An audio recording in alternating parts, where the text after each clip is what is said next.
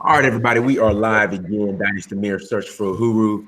And I have the brother all the way from Mombasa, Kenya. And sorry about the technical difficulties yesterday. Amenkrahh still got that dial-up internet, that dial-up. So, today we're good. So, all the way from Mombasa, Kenya is brother Grandmaster Amenkrahh. And today's topic is 6 top lies haters tell about Africa. So Amenkrahh, let's go ahead and get started on number one. We'll go ahead and get it cracking. So what's lie number one? Okay, number one, and first of all, I wanted to say hi to everyone that's out there. Yeah, let's see. Number one is we built the U.S. It is our home. We're Americans. We're not Africans. Okay, brother.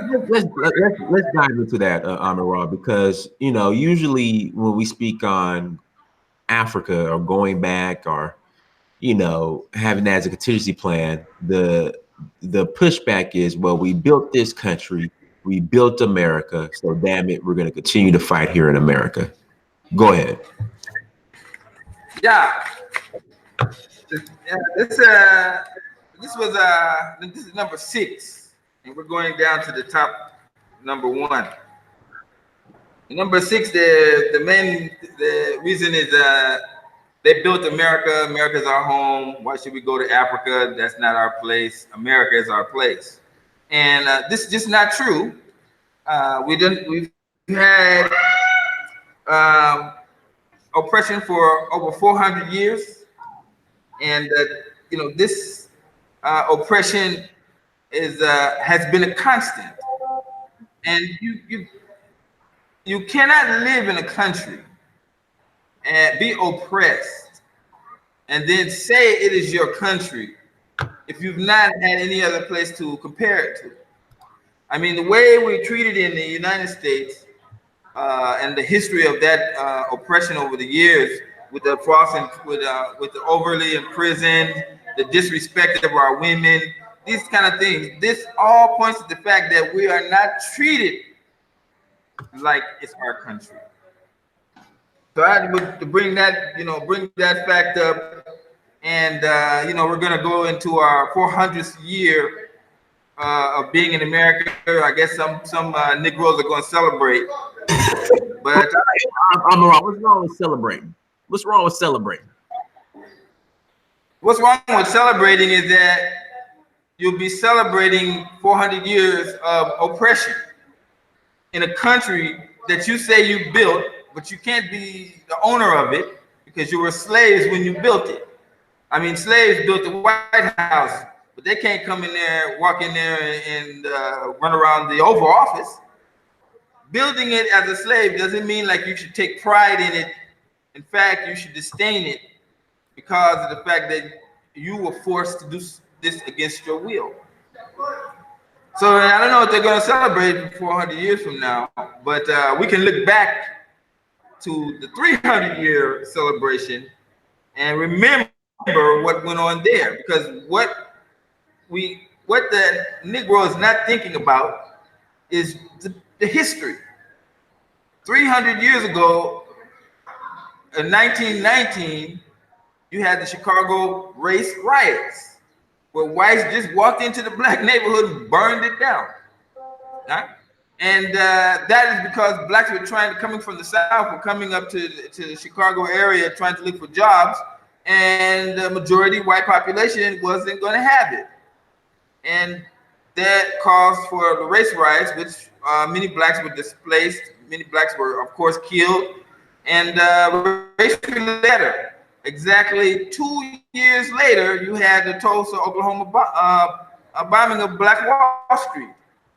So from that time period, 300 years ago, this is what was happening to blacks. Their livelihoods were being destroyed. As soon as they would build up something nice, whites would come in and take it from them. So you cannot be saying like, this is my country, and such a thing goes on in your country. The citizenship of a country the government of a country's whole purpose is to take care of its citizens. But we was 3/5 of a human being when they created the Constitution. The idea of America is my country is just another media propaganda story. You know, you look on TV, they put a black one here, they put another black, they have 2 white guys and a black woman, and then you're supposed to be like they can relate to each other. There's nothing like that. You can go to any public school during the recess time, look out in the playground, and you'll see blacks hanging with blacks, you see whites hanging with whites. It's not something that is a natural process for us. We don't share the same type of history or the same upbringing. America is not our home. And that is one of the first things that Negro has to get out of his mind, talking about America is my home. Meanwhile, they're stealing your children and snatching all the organs out of their body. It's just jokes. Amenkrahh, let me ask you this. How do you feel about me? I'm a proponent of Black people having their own land, infrastructure, and nationhood. What are your thoughts on that? It's never going to happen. Why do you say that? Why do you say that? I'm saying that because, in my opinion, as I look through history, and I started reading a lot of history, and it's nowhere, even whites don't even unite. You know, up in South Africa, when they were trying to take over the land from the Zulu, they fought them against themselves. You're not, this thing of unity is a pipe dream. The black man is not going to leave America in like a mass group. He's going to move independently.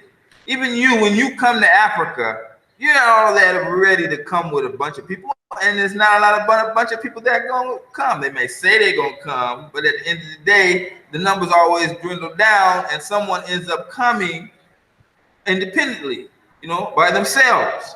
And you feel comfortable like that as a man, not just even as a black man, as African, as an explorer.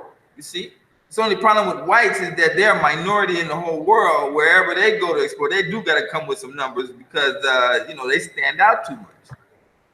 But when we come to decide that we're going to have a better life for our children in a modern African society, this thing of unity, it won't happen. What's going to happen is you're going to get assimilated into the culture because you don't unite, because you don't come as a mass group. It's like the Indians, when they came to Africa, they stayed together. They do not marry outside of their race. Now, when we come as Black Americans to Africa, we're gonna mix with the African sister, and you're gonna fall into her culture. I'm married to an African woman. I have to bow to the culture. I know when I die, my kids are going to be Kenyan. They're not going to be Americans or anything like that. You're going to assimilate into the culture, and this is a good thing because you're going to like I'm the only African American in my wife's family group. So whatever I bring, if I'm positive, I'm gonna bring riches to that group, but it's not going to be the other way around, where I'm going to take them to the United States and do what? You know, we don't have a culture of our own. This is what the white man has done to us, and we don't realize how bad it's done us. I mean, come on, it has given you a white Jesus, and now you know that nigga ain't true. No, don't tell the Kenyan Christians that though. They've given you AIDS, and I'm telling you, people, all of you, there was never such a thing as AIDS. And you think that it has to be because the people that are in control of propaganda and the media keep forcing that thing down your throat.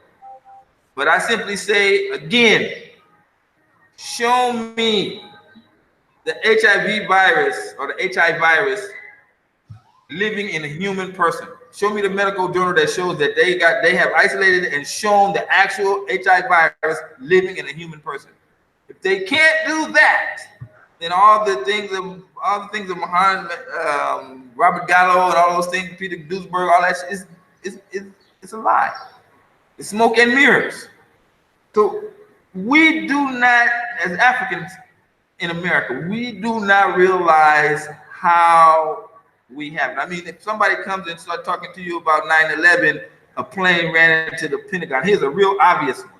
Now, you know there's no goddamn plane went into the Pentagon. But because you're in America and you're a minority, you have to go with the majority decision. And this is another reason why you need to escape from that place, because you can't have your own mind being a minority, the country where you're being oppressed. And neither can your children. Hmm. So are you when Black Americans relocate to Africa and I guess reintegrate into African society, are you saying they have to strip their Black American identity? Or what is a Black American identity? Is that something that even exists or is real? No, I mean, what are we? We're Aretha Franklin. We're Whitney Houston. I don't know the new guys. We're Conway West. I don't know shit. But you see, I'm living there. You see, I live there. I'm living there. Like I'm here. You see, because I'm in my house and I'm amongst my friends. Most of my friends are going. Most of my friends are going to be African, and I'm living in their culture. I'm sitting there and they're playing the African music. God bless them. And their music is like, oh man, no, that's not music. But that is their music. And no matter what I would say, that's what they're used to. That's what they're gonna sit and watch. And that's their culture. And they have that right. And it's real to them. So I am not the one to be able to change their view on what they like and what is their culture, to just enjoy my life, accept the fact that I'm in another country, and all of it is part of what I have to do have to go through as I separate from the United States. You see, so when I feel like this music is whack, I'm hungry for a hamburger. I think about, if I went back, I could be put over by the police when I go to get that hamburger. The burger could go up in price. The burger not gonna be good for my health. You see, it's gonna be too much of variety. So you take the good with the bad. But the bad of the United States, 70 to 80% of it, we don't realize it's bad. You can't know until you're now in another culture and you've lived there for a while, and then you can see now, damn, it's like when Conway West was talking to Trump. Black people were sitting there like squirming in their seats, like, oh my God, I hope you don't say something stupid, you see, because it represents all of us. And he did say something stupid, and it did make us go down, and that happens all the time. And you don't have that when you leave. So this is part of the issue of you're saying that America is your country, but that you living in fear, you living in a lot of you're misportrayed in the media and in the movies, and you have to live with that if you decide to stay.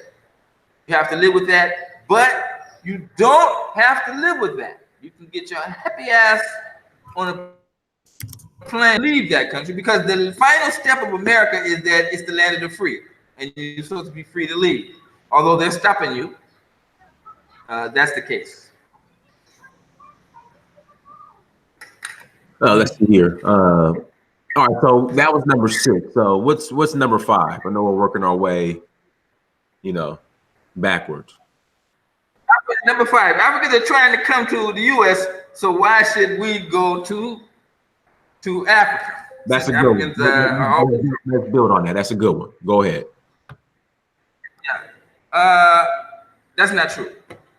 See, the propaganda, I told you, the greatest enemy of the black man is mass media propaganda.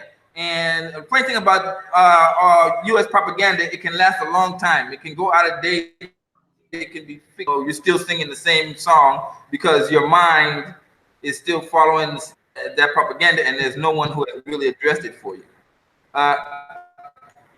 The statistics of how many Africans come into the United States is there. But funny thing is, when you try to find out how many Africans are leaving, the government tells you they don't keep that record of how many leave. And it's for good reason, because a large number of Africans that come into the United States are disheartened within the first 2 years, and they go back to their country. And another great number of Africans come, they do for 5 years, and then get married, or if they don't get established in the United States, they go back to their country. It's only a very small percentage that actually stay and make their life in America. And a good portion of them, when you interview them, they will tell you, I'm planning on leaving. They just procrastinate and they get caught up in the rat race like everybody else, and then they just end up staying. But it is the dream of most Africans that come there that they leave, and many of them are leaving. And of course, you know, nobody wants to look at that area. But you can also look at there's a Washington Post. There was a Washington Post article talking about Trump and the Mexicans. Right. It was building a wall, and it was saying that from 2009 to 2014, less. Let me get this right. More Mexicans was left in the United States than were coming. I need you to send a link on that article, bro. Okay, it's from the Washington Post. It's about Trump. Yeah, more, but you know, it's obvious. The only thing that even makes it so that you can even see it is that, for far as Mexicans are concerned, they're really much done with the United States. They're not coming across. The factories and work is there. Mexico City is like one of the third, fourth largest cities in the world. They can always do business, and it's always growing. It's not as if people were leaving it. If they were leaving like that to go to the United States, Mexico City wouldn't be growing at the rate it is. And it's a very modern metropolis now, unlike 25 years ago when it was just like a little Mexican town. But now it's a major player in world in world trade. So America for it. And anyway, so the numbers are going down drastically as far as Mexicans are concerned. And what's only keeping the numbers even coming a bit is the fact that there are people in El Salvador and Honduras that are traveling to get away from gang wars. And they're the ones that are pushing up forward to come into the United States now. But America is not that great as you want to think. And the people around the world are establishing their own major cities and having their own McDonald's and their own Burger Kings and their own Kentucky Fried Chicken places there. Okay, for me, you know. And then so it's like, what for? You know? Because I grew up in Los Angeles, and I mean, what was the highlight of my normal day would be going out and buying a hamburger from one of the fast food joints, or buying some chicken from Golden Bird or something like that. But you know, on a normal, I mean, you know, on an average day, you know, drive my car around different neighborhoods, not being able to, you know, not going somewhere or anywhere particular, right? You know, life.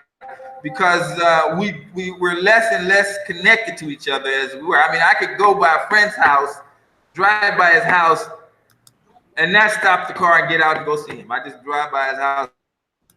The house, when I drive by, then fuck it, you know, and I just keep on going. And this is the life. So, and you know, for somebody who knows it, a lot of that reality is coming from a lot of the fears, and a lot of those fears are generated by being in a minority in a country which really oppresses us. You know, that's number 5. Africans are trying. They want to claim that Africans are coming to the U.S. and but that's not true. Also, Americans and especially Europeans, many of the white people there, they always leave their country and go to where the weather is favorable around the equator. As you know, Kenya sits on the equator, so we have wonderful weather. And we get over 1 million Americans come to visit Kenya every year. So that's not true that Africans are coming in mass numbers. And the last part of that is that the same type of African that was coming back in the 80s and 90s is not the same that are coming today. Who's coming today is a more modern, more upper class, rich African who can afford to come here and see for himself. Family can send them money, they can survive. Before, you were getting Africans that were coming as students, and they were from the lower classes, and then they were coming here fighting for jobs and trying to survive. But you don't see that now. You don't see that today. Most of the Africans are, that way. But then, of course, you're going to pay over $150 just to interview at the embassy for a visa to go to the U.S. And you can get out of 100 people that pay that money, maybe 10 will get. The other 90 will not get, and they lose their money. Right. So yeah, I know a girl that happened in Nigeria. That's damn near extortion. So you have to pay the money to have the visa interview, and then if that don't work out, they keep your money. That's crazy. They make big money out of these embassies. They be all around in every African countries. It's like an agreement. It's like a consortium of the movie industry making these movies that make America so attractive. And then the embassy's there for Africans that are like believe in that shit, and then say, "Oh, here's my money, and let me try to go to the U.S. because it looks so nice on TV." No, so that's not the case. Africans are not coming here in numbers as you would like to think.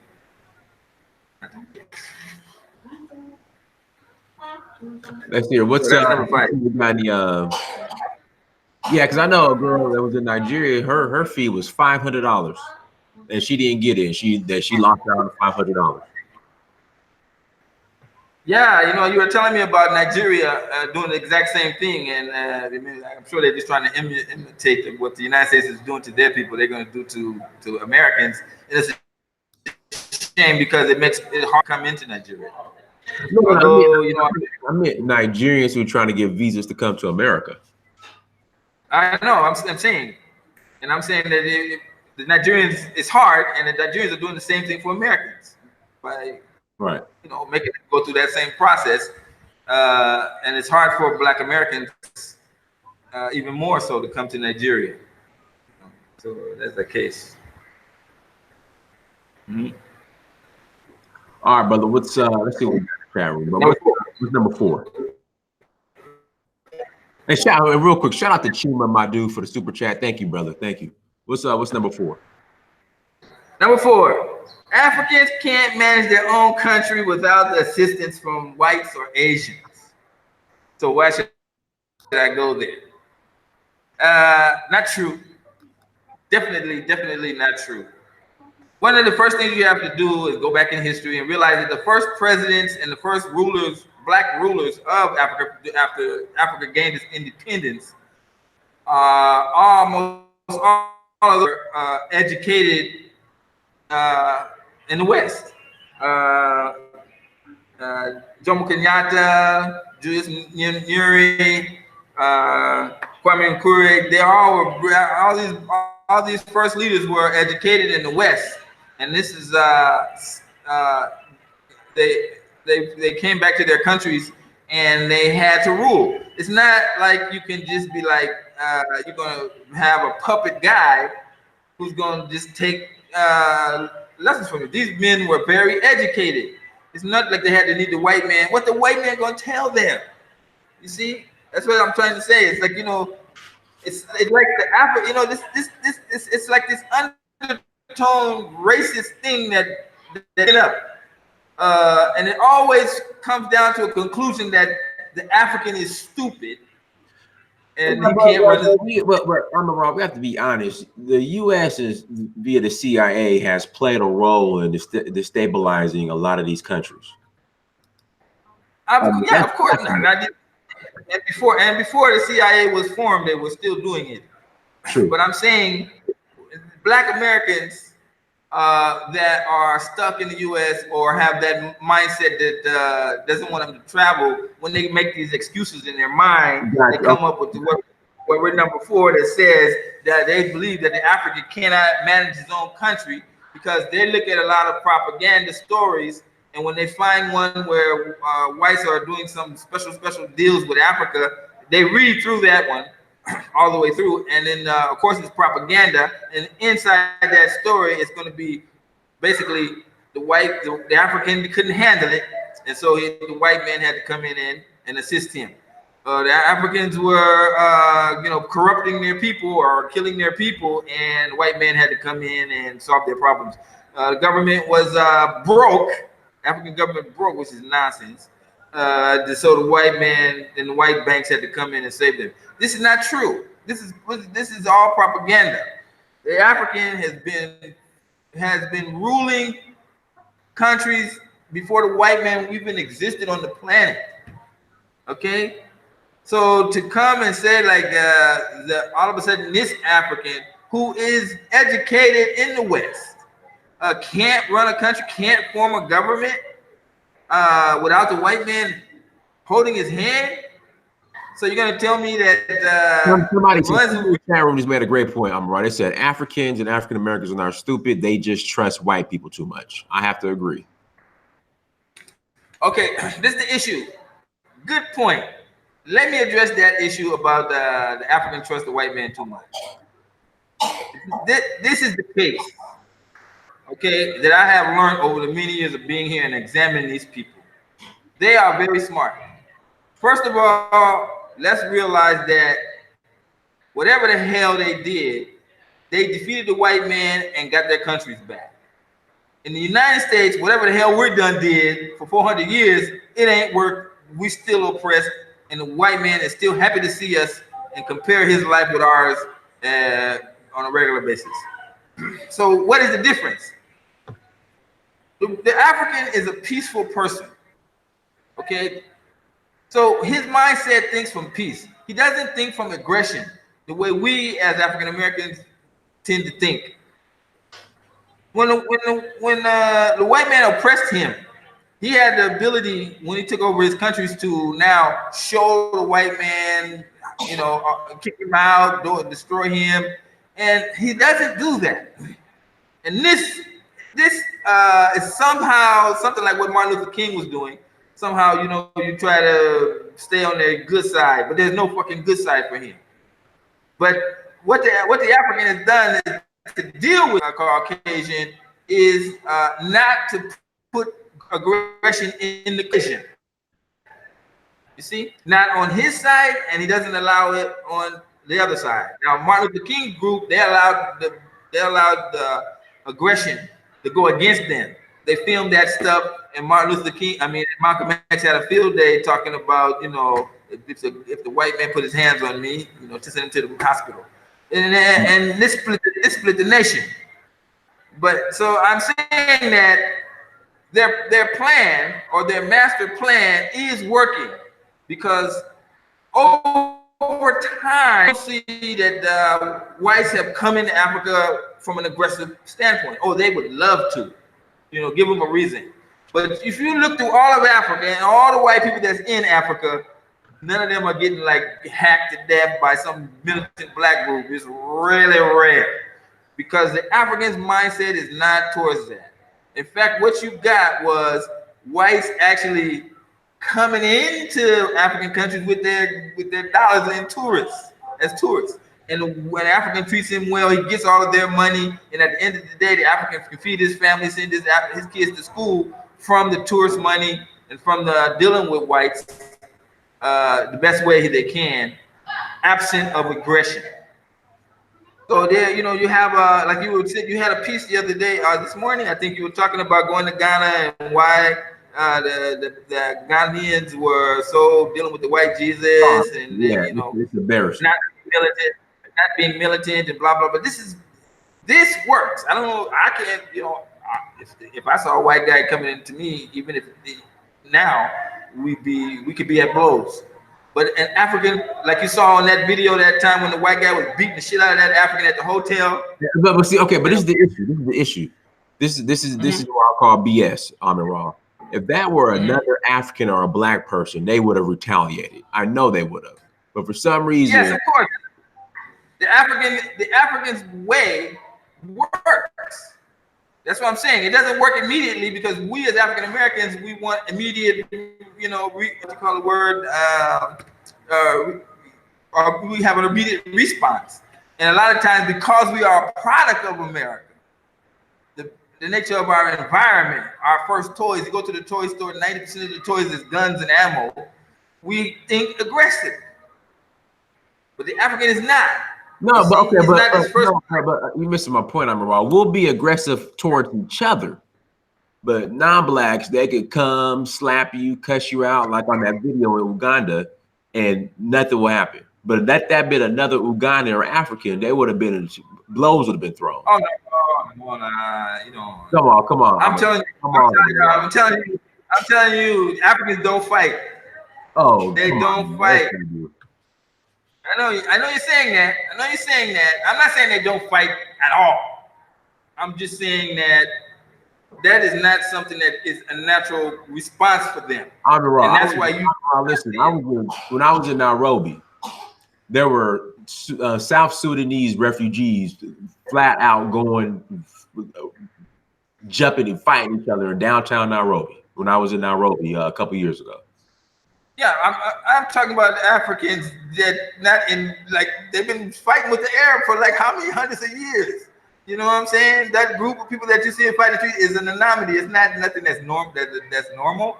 But I'm saying in Kenya, I'm a martial artist. I've trained hundreds and hundreds of Africans.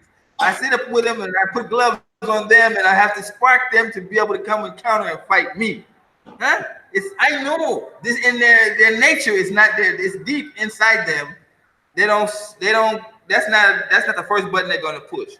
To get an African to be like an African American, and this is what I'm saying. This is part of what our problem is with the white man. We have gone to this point where we have shown this aggressive side of us, which has allowed the white man to now can be feared for his life, and then he can shoot us. And then you don't see that. It's not like that in Africa. You see, in Europe they got like what? The German, the Polish, the Swiss, you see, and they had 2 world wars. But in Africa, you got hundreds and hundreds of different tribes and different dialects speaking, and they all harmonize themselves with each other. I'm a raw. I disagree, bro. I didn't see Africans fight. I mean, you just had in South Africa, they're burning Nigerians in the middle of the street and killing. No, I'm not. No, I know. You see that you're looking at propaganda to try to make the two sides. That's really happening, Amira. I mean, it's happening. You've been saying, on the other side, this is my first time hearing something about somebody lit some people up and burn them in the middle of the street. I don't know the details, but I can assure you that the way that so many different African groups interact with each other on a regular basis, like here in Kenya, they got tribes all over the place. They get along. Okay. You see, you don't get like if 2 people fight because they were from 2 different tribes.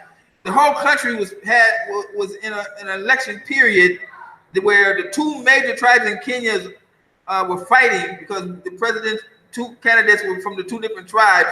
The 2 tribes was against each other, but no major stream of violence broke out and destroyed the country. No, didn't the guy that's over the elections, didn't he get murdered? Who? The person that's over the election process in Kenya. He got murdered. Oh, you're talking about that guy. He was found dead. So who knows? He was murdered. That was his finger was chopped off. He got murdered. That's not my point. Okay, my point is the people in general. Okay, we can talk about one incident. That's what you're pulling, but in general, these tribes mix with each other daily. They trade back and forth with each other daily, and you do not see sporadic violence compared to how many times they interact all over the continent. But in Europe, whites fight whites all the time. So I'm explaining to you that this is the nature of the African, and is it also in our nature as African Americans, but because we've been raised in an aggressive country, we become aggressive, and aggression loves aggression. And the United States can't get a foothold using aggression as a policy without massive amounts of propaganda and lies, because the African is not in nature. We can move on, and we can get on that as another show. All right, let's move on. I mean, I disagree with you on that one, but let's go ahead. Let's move on. We live to disagree, my friend. All right, yeah, I mean, but let's move on. Let's move on. Okay, number 3. Are we on number 3 already? You got to get them. Yeah, number four, Africans can't manage their own affairs in their own countries. That's Okay, all right. not true. All African countries that have black president, that's the man in charge. He's been put there by a political party. He doesn't answer to anybody but the people in a democratic society. Thinking like there's a white man in the back room telling him what to do, that's nonsense. Okay, all right, go ahead. Okay, number three, Africa is not our home. The U.S. is. We were here before the European, before the white man came in America. Right. Go ahead. Okay, sad to say, and I think this goes along with the Israelite guys. Yeah. Joke, and it's just a sad, affair of not only not knowing history, but not even knowing geography. Right. Okay, so you're saying like okay, let me do like a mental picture here. Let me use the Native Americans for example. Picture a Native American in your mind. Picture a Native American, in your mind. What does he look like? He's there with a bare chest, a couple of feathers in his hair, a half-naked savage. And they're saying that those are the people that greeted the pilgrims when they first came to the United States. The first white people to come, they found these Indians there. How? The weather in the United States North and East Coast is damn near deadly. Exactly. The weather is like, that's a major factor. This is why in newscast, weather report in Africa, we got the same newscast, weather reports come on, and I'm like, why they even got weather? And the weather is here, never changes. But it's because that weather in the United States can be deadly. When the British came here, they did try to go down where find nice weather, but the Spanish had already conquered everything down from Florida, and so they couldn't. The only place that was available was that place in New York, Pennsylvania, this area, and there was no inhabitants there. This thing about the Zinca and the Mayans, all that's in South America. What's in the United States today? There was nothing like people there. The weather was too inhabitable. Even to this day, last year, so many people died in freezing cold. The average weather was 9 degrees. Even with modern technology, people are dying. So you can imagine in the 1500s, what the hell what was they gonna do? They built, and then you got this idea like the Indians was living there in teepees, running around shirtless. There was no Indians there. There was no one. So it's nothing like you can come and say that you was here before the European. That's bullshit. There was nothing there before the European. What they're talking about is in South America, but that's not where we were in the United States. So you Africans that's coming in the United States talking about you think you was black people, they saw some black people there like that. There was only reason why the British had to stay in the what's it today is the United States is because there was no other place they could go. The Spanish had already conquered everything else down from that point. And that's ironic because Columbus, and he landed, but he never landed in the United States. He knew that shit wasn't, he knew it wasn't, And then when the settlers came in, they was being killed by the weather, and then they tried to move westward a bit, and then they built up some few cabins, and then all of a sudden they start seeing stage 5 tornadoes. I never really seen no stage 4 or stage 5 tornadoes in England. You think that when somebody's sitting there and you watch a stage 4 wipe out your crops and your house is blown away, you're thinking like, oh, I think I'm gonna stay here. This is like a good place to live. It's nothing like that. The winters was killing them. You just go through the history of the Civil War and find out what factor the weather played in the Civil War, and you can see what the hell is going on. I mean, no one was living there, and I don't even understand what the value of the land is compared to the rich lands that's in South America. To the European when they came here. Okay, maybe they might have thought they were gonna find some gold, but there was very little of that. But until they started industrializing the coal up into the north side of the United States, it was really nothing here. It was just forced. because they couldn't go anywhere else. The French had owned almost all of Midwest America. If you just look at your history, and what you call Indians in the West, when the white man finally got over there, he encountered the Indians. The Indians had not been there but 2 generations before them. They were the people that were being the indigenous people of the South America that had been pushed north because of the Spaniards, enslaving them. So they didn't get no modern society. That's why you see Indians run around in teepees, because they just got there themselves, and then the white man and the Indians clashed, and they fought for the land like that. But the African is concerned, he was just brought there, and because we were able to adapt, we was able to side with the white man, we was able to side with the Indian in some cases, but we wasn't indigenous to that land. It's jokes. So that story of the European, I say the weather would not allow it until they got there with some numbers, because the white man couldn't imagine you're there and the winter is coming, and if you don't chop down enough firewood, you're gonna die. You see, they had to bring in Africans to help them, because there's no way they could chop enough wood for themselves.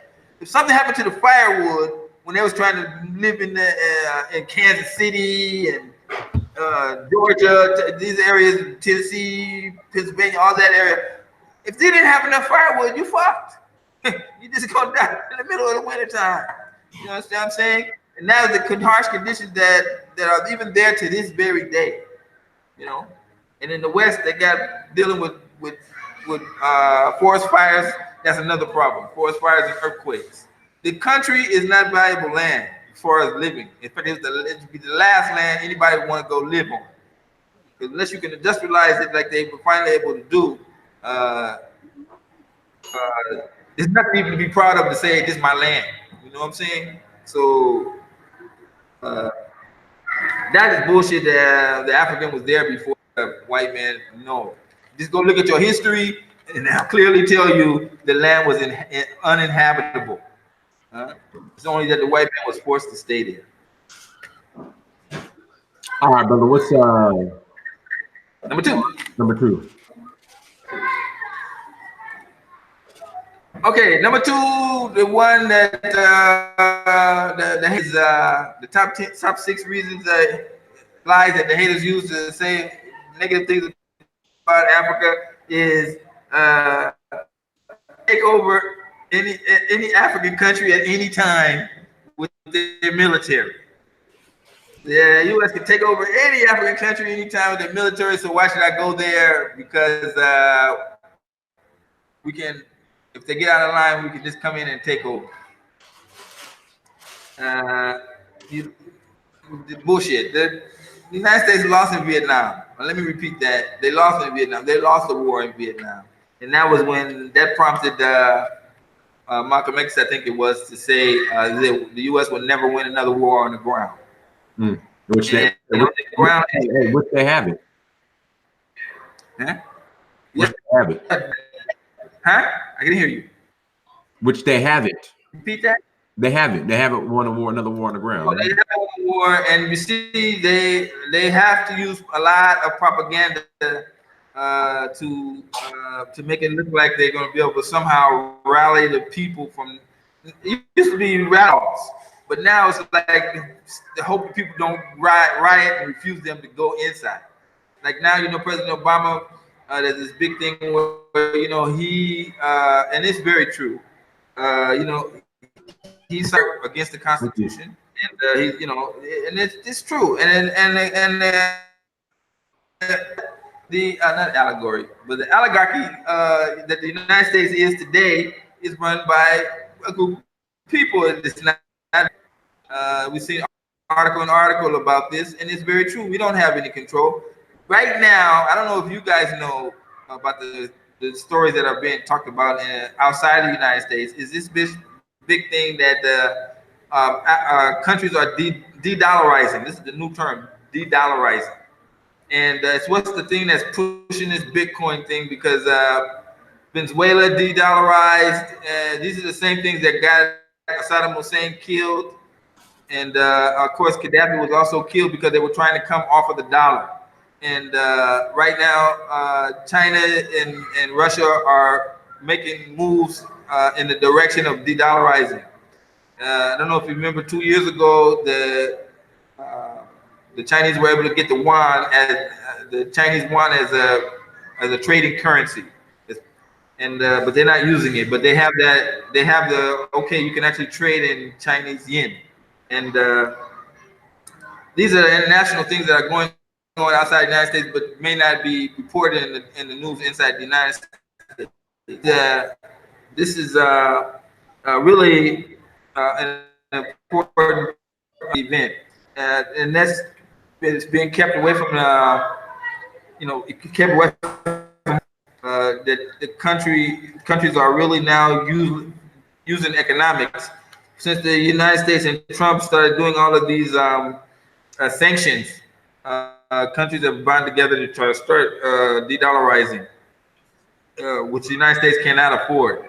And speaking of cannot afford, the United States cannot afford to go to war, and it cannot afford to go to war and bring in like the hundreds of thousands of troops into an African country. It doesn't even make sense. No. So what they do, they have proxy war. So they'll fund a militant group, in another country to do the fighting for them. Yeah, okay, but now what are they fighting for? You see, these proxy wars. They just, they make an excuse up to fight. Okay, but why? You see, this is the why question always got to be there, because when you start asking why, this is one of the things that erodes the concepts of propaganda. When you keep on asking why, like this bullshit about they're gonna take over the Zambian electric company. I'm still waiting for that.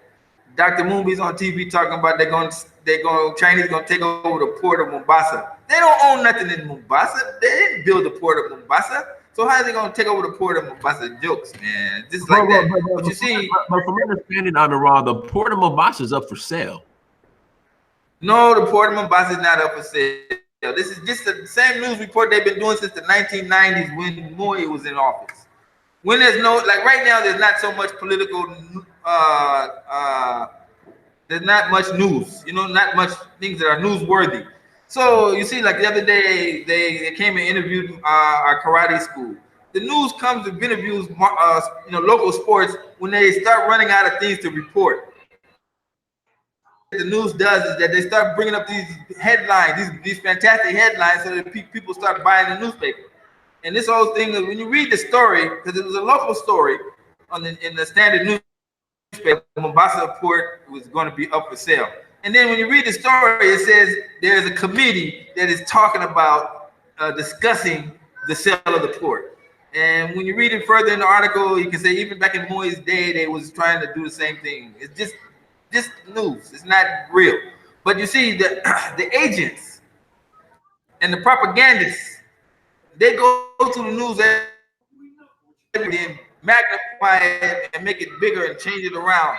But when you look into the essence of it, you see it's bullshit. Or when you wait another month and then you don't hear anything else about it, you can know that that's propaganda. Like this, and that's why when I told them when they start talking about the Zambian electric company, I'm bringing it back up again. Did the Chinese ever take it over?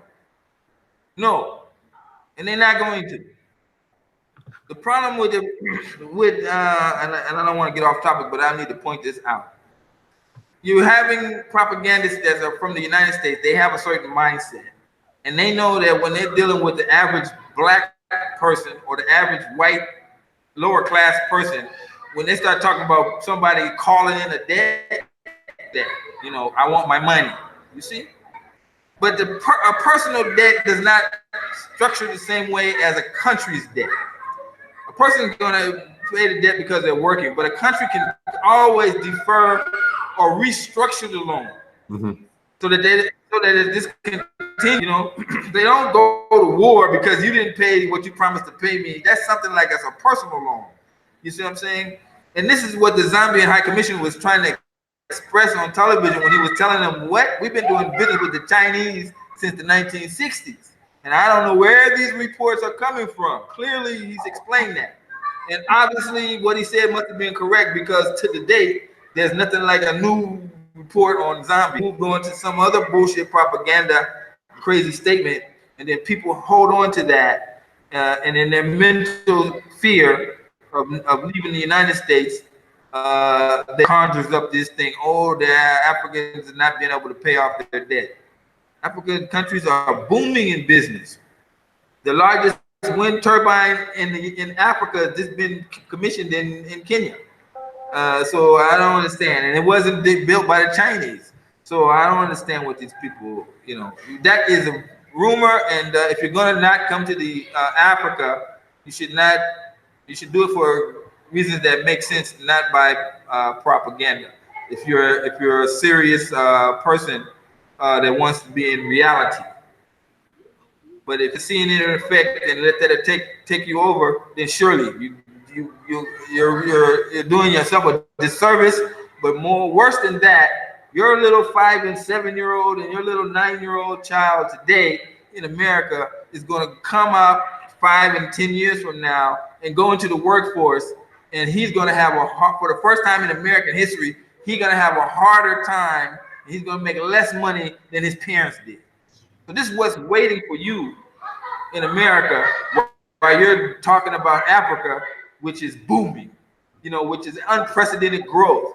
I mean, it's growing every day, and your child can be a part of that growth, absent of racism, if you just do the right thing and send your child to a boarding school in Africa, so that he can develop an African understanding, deal with African friends, be devoid of racism. I know you don't want your child to experience racism, but every black person has to have that talk with their child. Daddy, I was outside and the police stopped me and told me, and they checked my pockets. The guy's only 7 years old.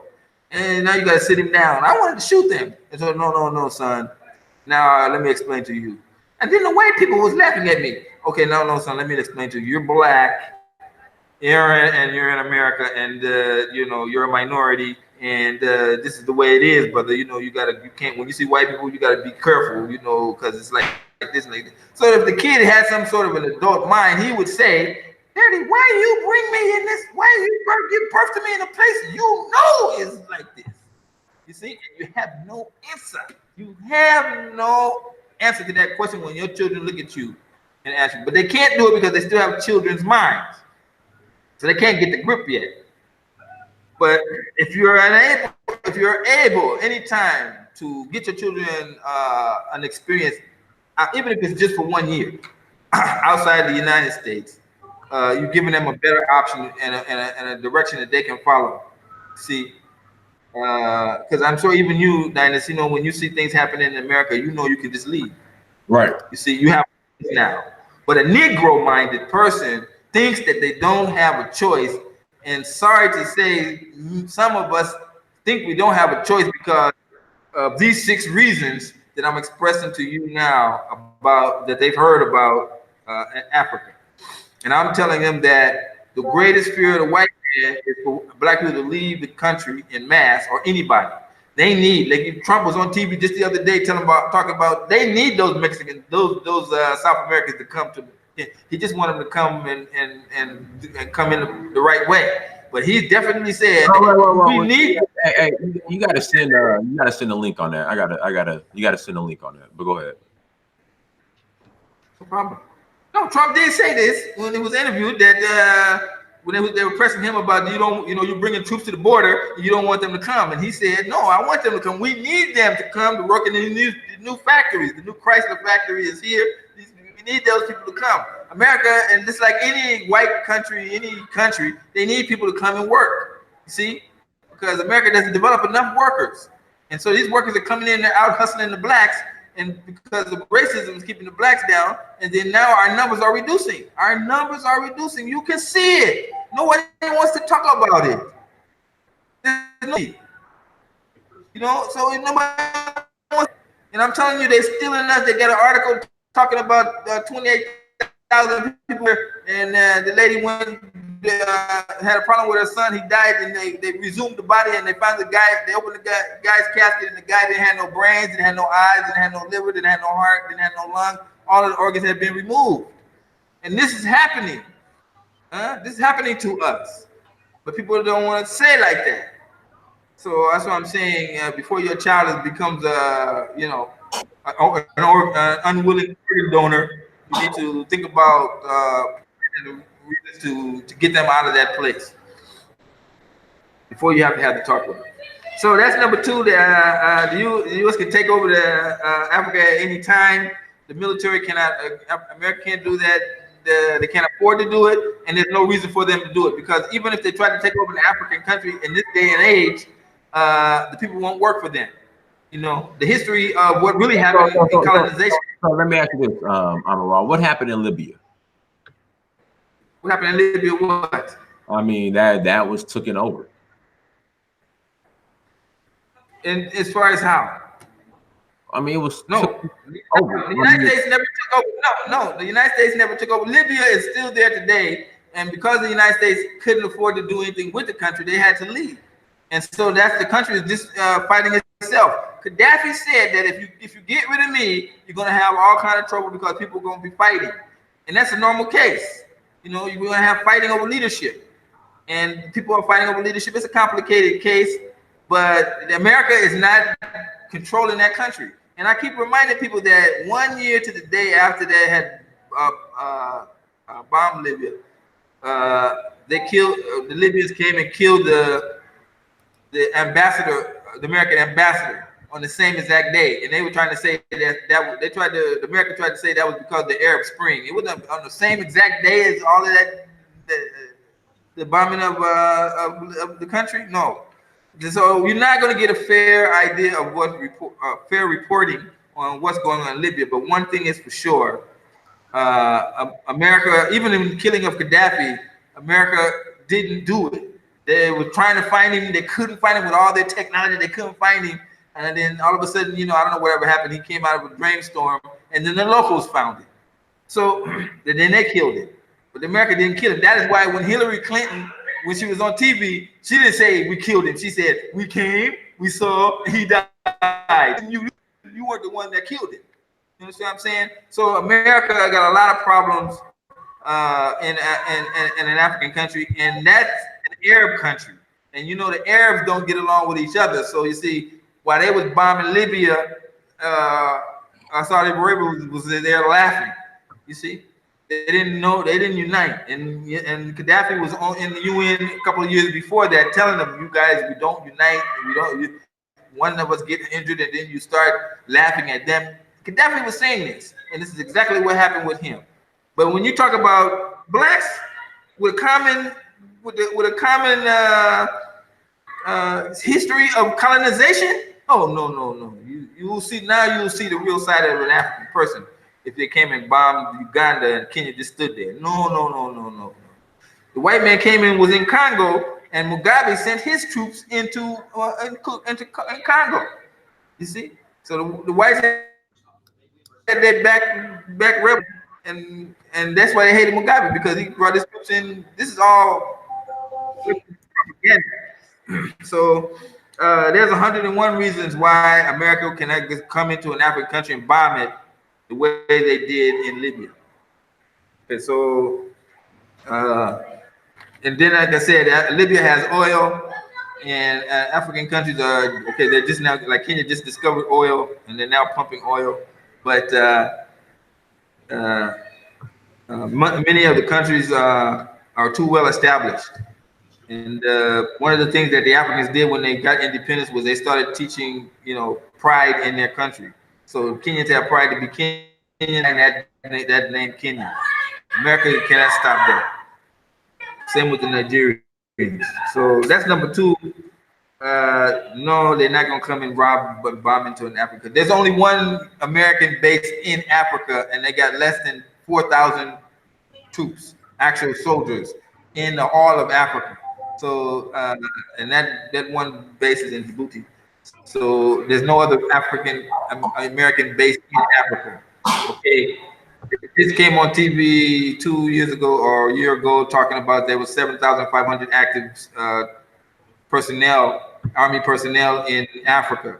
They were forced to come out with that number, and that's what they said. And it hasn't changed since then, and it's not going to change. Maybe now with the French is a different thing, but as far as America is concerned, There ain't no African country going to get in there. Now, that was on the Dr. Mumbi show again. I hate to keep mentioning the same lady, but talking about the Americans going to open a base in Ghana. You see, it was propaganda. The Ghanaians, thank God, they refused that shit right from the start. But it was all propaganda in the first place. Nothing like Americans going to come and deal with. I'm going to fight inside. So they ain't seen me with a gun. They can know that. Okay, I don't have a gun. Let me make sure I put that there. But I'm just saying, I'm gonna fight on that. I'm gonna be fighting on this side. Okay, that's number two. There's one more. Are we got time or? Yeah. Go ahead, man. Anybody want to say anything on that issue of number two? No, I mean, I like I said, I mean, and it's proven in Libya what America does. They just they fund proxy wars. So they'll fund a military group to overthrow. No, you see, the propaganda that you get in the United States about Libya is not what is being the rest of the world knows. You understand what I'm saying? They played a card when they went after Gaddafi, and that thing cost them a lot. You see, true. After they murdered Gaddafi, then America went into one of the greatest recessions. The Africans have a way to deal with America, and it's not by bombing them. Economically, you can just switch them off and not take on their goods, and this is the case. We keep forgetting about WikiLeaks. The African is not a stupid person. They know the history. The governments know what America is capable of, and President Uhuru of Kenya went to the White House at the time when Aretha Franklin died. Rest in peace. And unfortunately, it was at the exact same time as when that happened during the funeral. But President Uhuru went there with a delegation, and he faced across from Trump. And Trump started talking about the same old African thing about aid. And Uhuru told him, "We ain't here to talk about no aid. What we here is talking about trade, even trade between the United States." And he was very clear. And Trump, all he could do was sit back, and say nothing. So this is the case. Also, when George Bush was in office, the first president that he had at the White House was the president of Kenya, and of course we know Obama had his historical trip here. No, they're not gonna just come in and take over Kenya. No, the rest of the world would not tolerate that. The superpowers of Russia and China would have a field day, and nobody would ever trust the United States again if they came in and bombed some country like. Or try to take over some country like Kenya.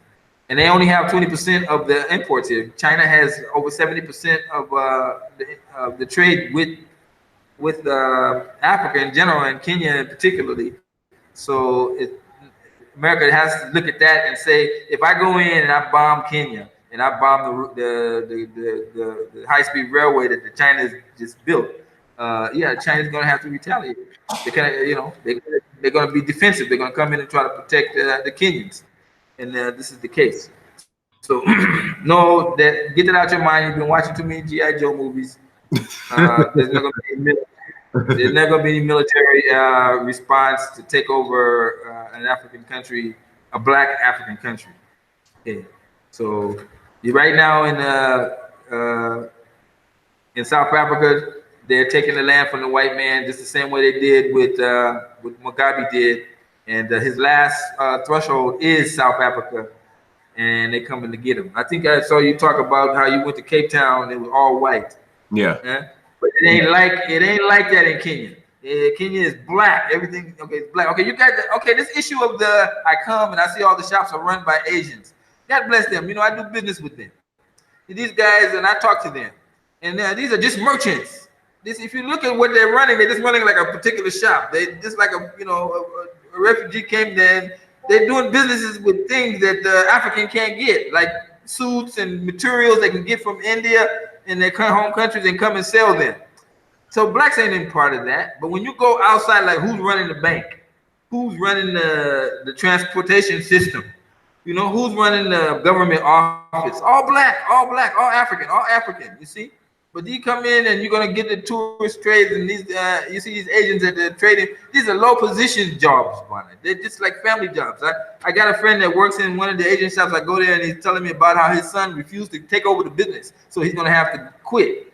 And then when he's too old to take over, because he took over from his father, and now this guy's son won't take over, and this guy's now he's old, and so he's got like 6 workers that have been working for him, African workers that have been working for him for like, 15 years or 20 years.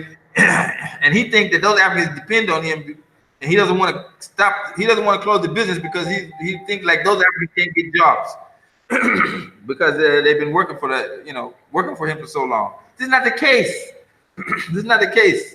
And when you come to Kenya, you will not see nothing like white Jesus painted all over the place, or people are progressive now, and they're not for that. And white people are not anywhere in control here that I can see. So no, it's just like that's ridiculous, But I can understand, and then they had, it's a small country. It doesn't have trading partners and the people around it. So the president got to do any kind. He got to kiss butt anywhere he can, because he's just there alone. Can't get to Nigeria. Won't trade with him. You see. So yeah, I don't think that you can have that case. Oh, I don't know. I think it would take him long. So let me get to number one. Number one. I can go to number one. Drum roll. Drum roll. Drum roll. Drum roll. Number one. Okay. Number one reason that the haters give for not coming to Africa is the Chinese are going to take over African countries over failure to pay, over the failure to pay loans. This is the number one reason that the haters were using recently, saying that the Chinese are going. This is all not true. This war magazine, as I had said earlier about these articles that are coming up talking about Chinese this and Chinese that. I recently put a picture on there of the 2 articles by Economic Magazine. The first one was that was talking about African, a poor, there was a dead society. It was a lost continent, a hopeless continent. It was on one magazine cover in the year 2000. And then the 2012 article that they wrote, the headline said Africa Rising. So what happened in that 12-year period? It was talking in 2000 that Africa was a hopeless continent. In the year 2000, that was the exact same year that the Chinese came and made an agreement with African countries to put in $6 billion into the country. So I don't know if they read the Chinese read that Economist Magazine article and said, let me make a call to these African guys. Because only thing that was stopping the African was having money. And since the dollar is king and their money is pegged to the dollar, they really couldn't do anything. They couldn't get loans unless they go to the World Bank. And we all know what was happening in the 90s with the World Bank. If you don't know, go Google President Moi. Although many of his speeches are in Swahili, but when you ever hear him talk about his dealings with the IMF, they couldn't even pay for their schools. Kenya couldn't even pay for its schools. Put all this money to the IMF, and Moi. One of the reasons why Moi was eventually pulled out of office is because the opposition kept pointing to the poor state of the country. And it was all because Kenya had taken these loans, and then the World Bank and the IMF called back the loans, and then they would give out a part of the loan, and then they would not give the other part because Kenya didn't do this in the politics, or they didn't vote for this person. You see, they were attaching all these requirements,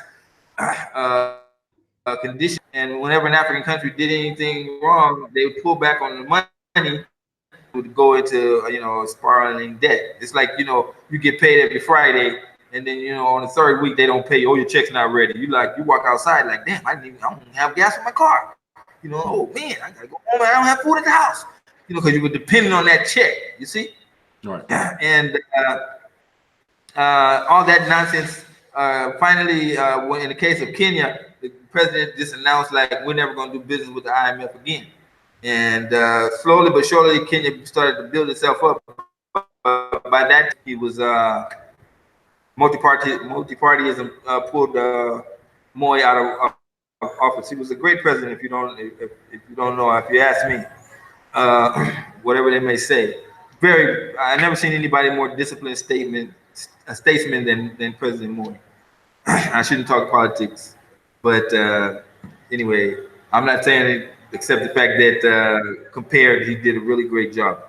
But multi-party pulled him out, and then at that same time in 2000, the Chinese came in and they started doing deals with Moi Kibaki, the president at the time. And the high-speed rail was not the dream child of Uhuru. It was of Kibaki. It was only Uhuru that came in and was the one who benefited from those negotiations.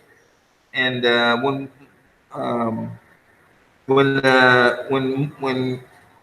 Obama came to Kenya, what people don't realize, you can Google it again, that the night before Obama came, or the day before Obama arrived in Kenya, the Chinese sent the delegations to the State House and told the president, we're going to double our business loans with your country, and then they just walked out. You see, so the next day when Obama came, oh, who needs your money? I don't need you to be, So when Obama started talking about give the homosexuals in Kenya a break, he was like, hey, who spoke up? We ain't gonna deal with that here. It's against the law to be a homosexual in public, and that's the case, and it's gonna stay that way. And because that's what the Kenyan people want. And he was able to tell that to Obama, the president of the United States, to his face on the microphone in front of everybody. But now you see they don't do that part. So the Chinese have been a great benefit to Africa, and they have continued to be the benefit. So let me ask you this. Yeah. All this African ingenuity all over the planet, why in the hell do we even need the Chinese? The same question is you can ask about the United States. Why do they need the Chinese?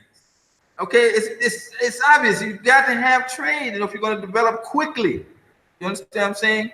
If you're going to have trade, and that's what I'm saying. You got when they come with the propaganda about the Chinese, these haters, they don't see that they're talking about themselves, because everything you talk about what the Chinese are doing to Africa, they had already did with America. You see what I'm saying? So it doesn't make any sense to me why you can come up and say, well, propaganda don't make sense when you really use your own brain to think. The propaganda is nonsense. The Chinese have done wonders in 12 years, starting from 2000 up until 2012, when they were registered as 6 out of the top 10 fastest growing economies in the world were in Africa, and it was because the Chinese were doing what the United States wouldn't do, and that is give loans for infrastructure. Yeah? And this is the racist basis behind the United States. They could have done this, but they didn't do it. When China was building China, Americans were criticizing the Chinese for making all these roads to nowhere. And the Chinese making these roads to nowhere. They're taking roads and it's going somewhere, but look around. There's no habitation. Then 6 years later, boom, when they start building apartment buildings, and then boom, people started moving there. And now America realized, I can see what the Chinese was doing was good thing. You see? And it's the same thing that they're doing here in Africa. They're building roads, they're building a high-speed railway, and from these high-speed railways, new areas will be developed. And Africa got some beautiful places. Kenya got some wonderful land. I mean, there's some valleys and areas that are just amazing. But there's no road there, so people don't go there. But now the SGR is going through these areas, and people are going to be settling there.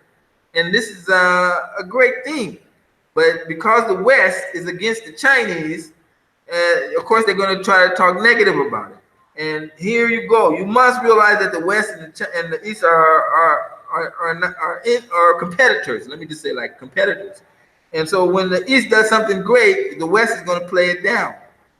Now the East, the Chinese, are doing some great things in Africa. I mean, really. I mean, I'm even amazed. I mean, I can only give you some stories about transport in the outer ring area of Nairobi. But today there's a high-speed flyover. They removed the roundabout and made it into, wow. It's just, and I was just blessed that I was there when it was, when Outer Ring Road, some people may remember Outer Ring Road in Nairobi, like, oh man, you just see that, let me just go to sleep, you know? But now it's just whoosh, you know, you don't even realize that you went through that junction. They're coming from the airport over towards in the area of Thika. So the Chinese are doing great things, and people like Dr. Mumbai, who keeps trying to preach hate, I think she won't be satisfied until Africans start beating up on the Chinese in the streets and chasing them away. And how you gonna chase somebody who's helped you? But that's what they're doing to us in China. This is propaganda. It's not the case. There are 47,000 Africans in China in college right now, in universities, through scholarships that the Chinese, that the Africans and the Chinese bargained for when they made these multi-billion-dollar deals. 47,000 Africans are doing stuff. Now you're gonna have your incidents, but you see, anything that you can say that the Chinese wouldn't let the Africans in the hotel. Oh, the Chinese guy slapped the African lady. That's not what. Compare that to what the white man is doing to you in your own country. You know, the Chinese, they were talking bad to this African man. The Chinese guy fired this African guy because you know, they go put a video of one Chinese guy talking about, oh, Africans are monkeys, blah blah blah. God damn, what the white man saying to you in America? Come on, that ain't true. You know that true. Chinese don't want to live in Africa. They don't want to live here. Okay, they just coming to do business. And if the shit broke out between America and China, just know that you got a billion Africans on your side. You know, that's what the Chinese can say. But America now realizes, like, oh, we do something to Kenya, the Chinese gonna help them, yes, and the Russians gonna probably help them too, yes. You see, so anytime you hear anything about the Chinese doing anything bad in Africa, that's nonsense. The Chinese president has been on TV numerous times. He just had a summit where he brought all the African heads of state to China, and they renewed their commitment to work together happily. So if you think that the Chinese is going somewhere there, you think again. They're going to continue to help the African countries where they can to develop to the next phase, and all the loans that China is, the majority, 90% of the majority of the loans that the Chinese are giving Africans are all infrastructure loans. Unlike what the West and the IMF was doing loans for basketball teams and all kind of nonsense, and then reneging on the loans. But China is very strict on that. Go ahead. Okay, so let me ask you this last question. So what's the need for China to build military bases in Africa?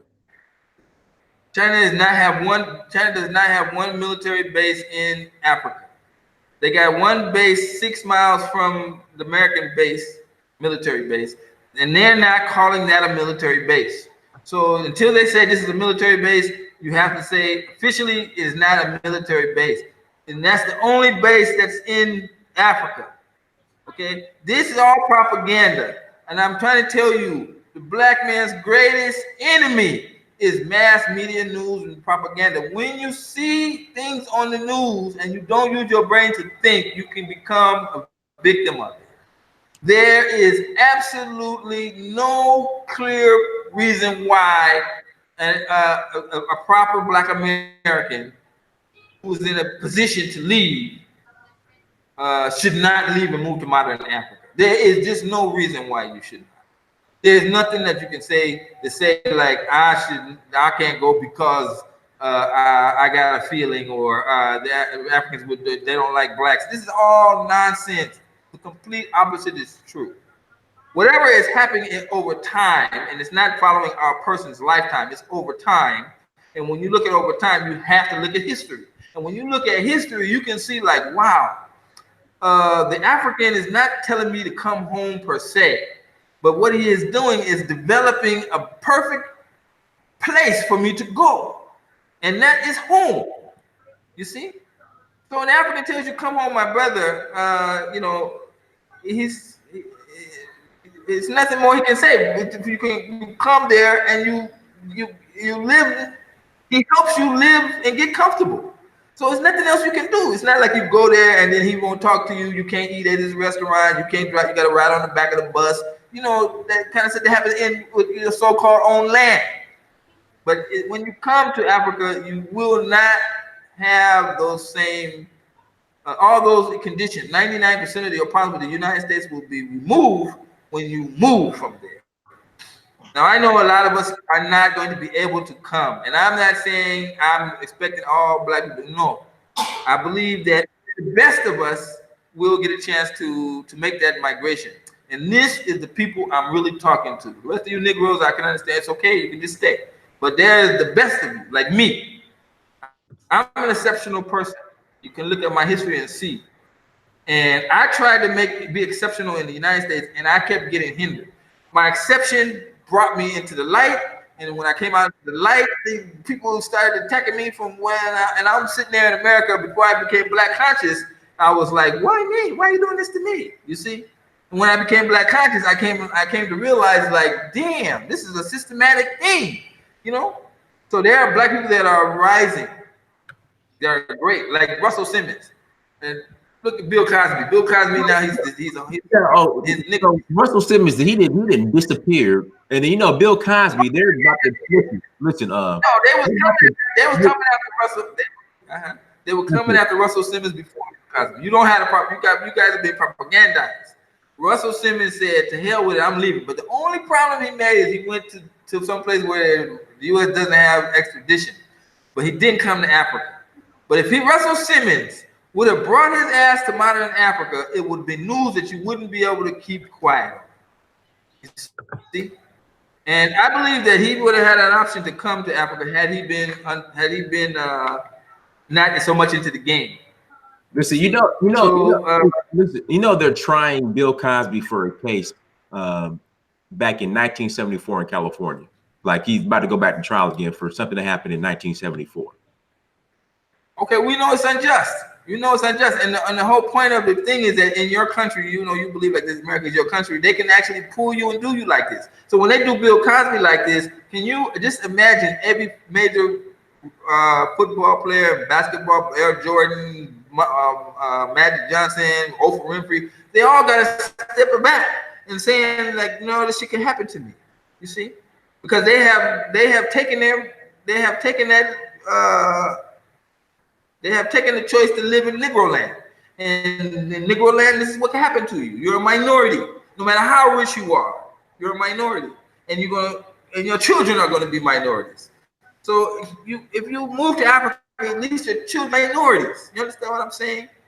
So you dream about we all dream about this is the capitalistic mindset that's also part of us in our brain, that we must get rich, we must try to one day get that house, we must get that nice car. You know, I have had all of that.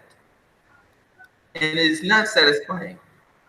What is satisfying to me is that I know I can leave out of here, I can go home, and I'm going to pass about 50, 60 people on the way home, and they all going to look like me. Everybody's going to be peaceful. I don't got to think about seeing Mexicans or seeing Chinese or you see, everybody is like me. This is not African doesn't live, okay, I don't live in the capitalistic part of Africa. So everybody's income is basically like mine. You see? So we don't sit up here and I gotta outdo my friend. You don't see people running around here with booming cars, with rims showing the show out. It's considered somehow un-African to show off. So you don't see that. And you do see people here rallying together to help people that are in need. And this is a beautiful life, as opposed to the American way of life, where it's a dog-eat-dog life. You think you got friends today, you don't have friends tomorrow. You don't talk to this person for 6, 7 years. It's not like that. And only living here will you now be, after some time, you'll start to relax and you will start to see that. And then you'll see what the real value of life is. Life is like when you come home and you really ain't got to worry about your bills. Okay, you got to worry about your bills, but I mean, you ain't got to, like, it ain't going to get paid. You know what I'm saying? There's always ways to make money, and there's always people that got your back when you don't have money. So those are the 6 reasons I'm consistent. Remember, you can get me on Black Man's Guide to Understanding. I mean, Black Man's Guide to Moving to Africa, and the group site on Facebook has been there for 7 years. It's been 7 years ago. We were talking about what's a pressing issue today. Blacks today are saying that you come, but we at the Black Man's Guide, I invite people to go to the Black Man's Guide on Facebook, Moving to Modern Africa, and scroll down to see all the articles that we had year after year after year from way back, and get a clear understanding. We try to put articles there that are not normally given out in the mainstream media, and you know, I would just ask if people want to contact me, they can get me at the Black Man's Guide on Facebook. I'm not on Twitter or Instagram. All right, cool. Well, Graham, I appreciate the dialogue. Everybody in the chat room also enjoyed the conversation. Everyone, thank you so much for joining us. Make sure you go to search for Uhuru on Instagram, Snapchat, Twitter, and Facebook. Make sure you like, share, subscribe, all that good stuff. Until next time, family, I'll probably be back on later on today. But until next time, family, peace. Peace.